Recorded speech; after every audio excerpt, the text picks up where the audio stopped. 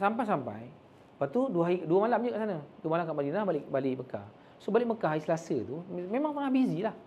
Baru nak buat umrah, lepas tu nak rehat, lepas tu rehat sekejap. Hotel pun boleh tahan agak jauh dekat 20 minit je nak jalan kaki kan. So sibuk lah. Jadi masa kat sana saya kurang lah dengan sosial media ni. Kan? Saya kurang.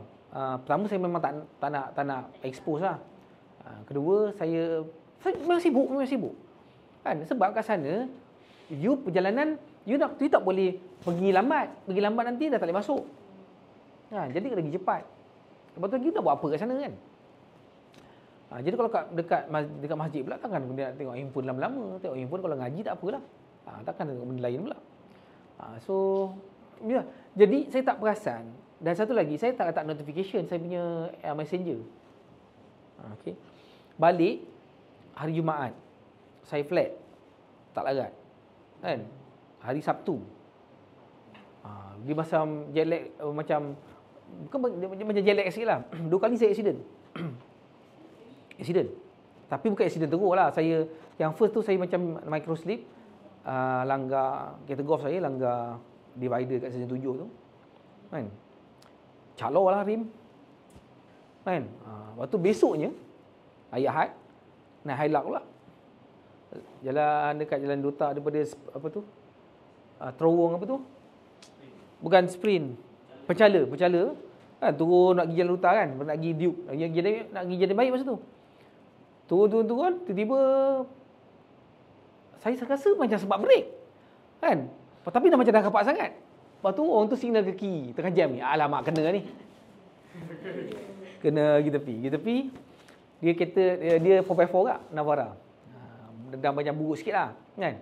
Tapi tengok depan macam tak ada apa-apa. Adalah calar sikit. Dia turun. Bang, macam mana bang? Itulah.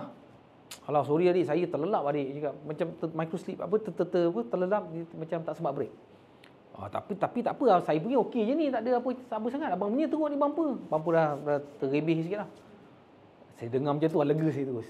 Hilang tu mengantuk. Okey. Terus lah. Pergi balik. Okey. Lepas tu hari Ahad tu, Ahad pagi tu, Ahad petang tu, benda tu jadi pagi, kan?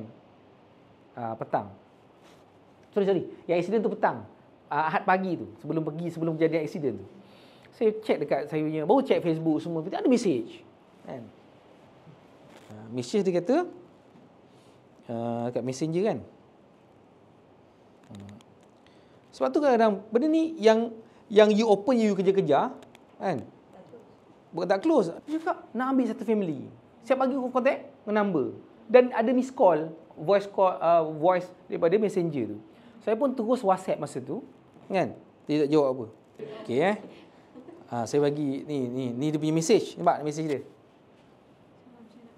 Kuat sikit. Salam. Saya tengok video Encik dekat YouTube dari Perbezaan Tak Couple. Boleh terangkan pada saya lebih lanjut?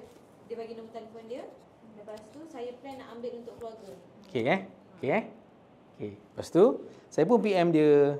Kan? Lepas tu cuba baca. Cuba dengar dia baca. Dia balik reply.